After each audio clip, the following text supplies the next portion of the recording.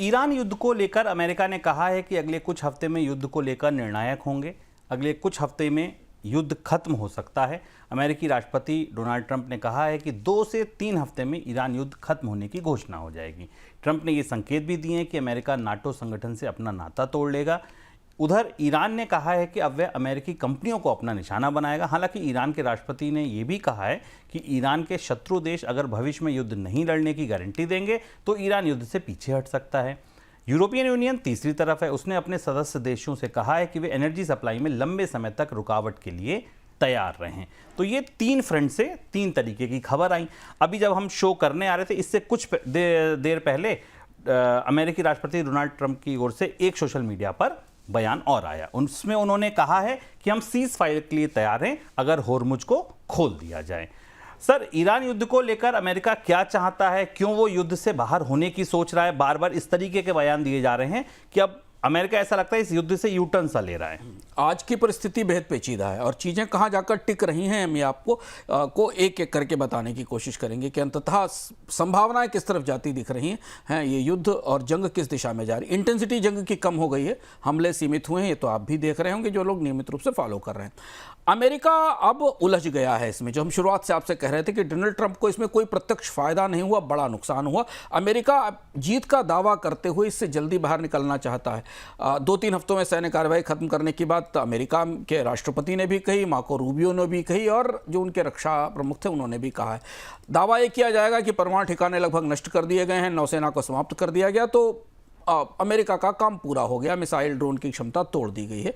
होर्मुज के मुद्दे पर अमेरिका ने एकदम यू टर्न लिया है और ये कहा है कि नाटो और यूरोपीय देश अपने लेवल पर समझें, गल्फ देश अपने लेवल पर समझें, क्योंकि होर्मुज से डोनाल्ड ट्रंप का कहना है कि हमें कोई असर नहीं पड़ रहा। हम इस आगे समझेंगे कि होर्मुज क्यों इतना महत्वपूर्ण हो गया और क्या होने जा रहा है, ऐसा जो संकेत मिल रहे हैं। 15 पॉइंट की विस्तार की बातचीत की योजना अमेरिका की तरफ से दिया गया था और ईरान की तरफ से दी गई थी।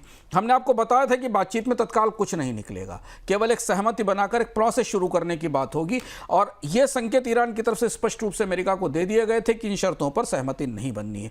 तो डोनाल्ड ट्रंप को यह मौजूद परिस्थिति में लग रहा है कि अब इस युद्ध को जारी रखने का कोई बड़ा लाभ नहीं है, क्योंकि कोई भी जो गोल्स थे, जो लक्ष्य थे, प्रत्यक्ष लक्ष्य थे, उन्हें हासिल करना मुश्किल है और जो लक्ष्य माने जा सकते हैं हासिल होकर वो हो चुके हैं। जैसे कि तथाकथित रूप से ईरान की परमाणु क्षमता को खत्म करना, जो हुई है कि नहीं हुई है बाद में पता चलेगा। उनके लिए जंग ज़्यादा भारी पड़ रही है। कच्चे तेल की कीमत $110 के आसपास पहुंच गई है। बुरी तरह से अप्रूवल रेटिंग में, डोनाल्ड ट्रंप की अप्रूवल रेटिंग में जनवरी के बाद से सबसे तेज गिरावट हमें दिखाई दी है। अभी वहाँ मिड टर्म इलेक्शंस होने वाले हैं। युद्ध का खर्च $200 बिलियन के आसपास है। संसद मंजूरी देगी कि नहीं देगी, इस बात की कोई गारंटी नहीं है। और जमीनी हमले तक जाने की बात करते करते डोनाल्ड ट्रंप अब यहाँ से वापस होने की बात कह रहे हैं। जमीनी हमले की संभावनाएं भी तलाशी गई, लेकिन वहाँ उसमें भी फंसने का और नुकसान होने का खतरा था। तो इस परिस्थिति में सैनिकों की ज़्यादा मौत होगी तो अमेरिका में उसके खिलाफ माहौल बनेगा और इसलिए डोनाल्ड ट्रंप अब होर्मुज को और ईरान को इस जंग को जस का तस छोड़कर निकलने की तैयारी कर रहे हैं। इसलिए उन्होंने बार बार ये कहा है,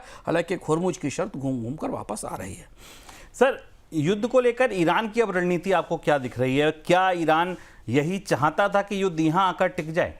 ईरान ने जो स्पष्ट रूप से कहा था, क्योंकि युद्ध ईरान पर थोपा गया था, ईरान ने नहीं किया था। ईरान की जो शर्तें थी कि सभी हमले तुरंत बंद हो जाएं, भविष्य में युद्ध नहीं हो, नुकसान का मुआवजा मिले और आखिरी पॉइंट जो आपको इस स्क्रीन में दिख रहा होगा, होर्मुज पर सॉवरेन कंट्रोल मिले। और इसके अलावा जो अतिरिक्त मांगे थी कि खाड़ी से अमेरिकी ठिकाने हटें और होर्मुज से गुजरने वाले जहाज़ों पर उसको शुल्क लगाना पड़े, तो इसमें खाड़ी से अमेरिकी ठिकाने हटने वाली बात तो शायद अमेरिका नहीं मानेगा और ईरान इस पर और ज़्यादा दबाव भी नहीं बनाएगा। पर ईरान की कोशिश ये थी कि होर्मुज उसके नियंत्रण में है और इसलिए वो एक ऐसे सिस्टम में ऐसे जंग करे जिससे धीमी जंग चलती रहे, टिके रहो, थकाते रहो। और ऐसा भी सिस्टम बनाया कि पूरा का पूरा ईरान इस युद्ध को लंबे समय तक झेल सकता है। जो बात हमने आपको इससे पहले भी कही थी, बल्कि अर्थम में भी विस्तार से बताई थी, कितना लड़ेगा ईरान, वो अर्थम आप देख सकते हैं।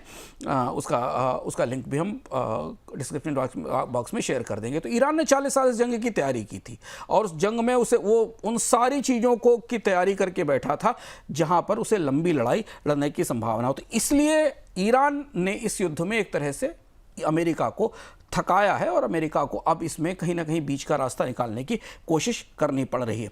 इतिहास से सीख मिली है ईरान को, लीबिया को देखें या इराक के युद्ध को देखें, पुराने युद्धों को देखें, बाद में अमेरिका को समझौता करना पड़ा और अपनी सेनाओं को वापस लेना पड़ा, जंग को ख़त्म करना पड़ा। ईरान की जो सबसे बड़ी चुनौती है शुभम, वो ये है कि ईरान की अर्थव्यवस्था इतने लंबे युद्ध को नहीं झेल सकती, बुरी तरह तबाह है, महंगाई बहुत ज़्यादा है, बैंकिंग सिस्टम दबाव में है।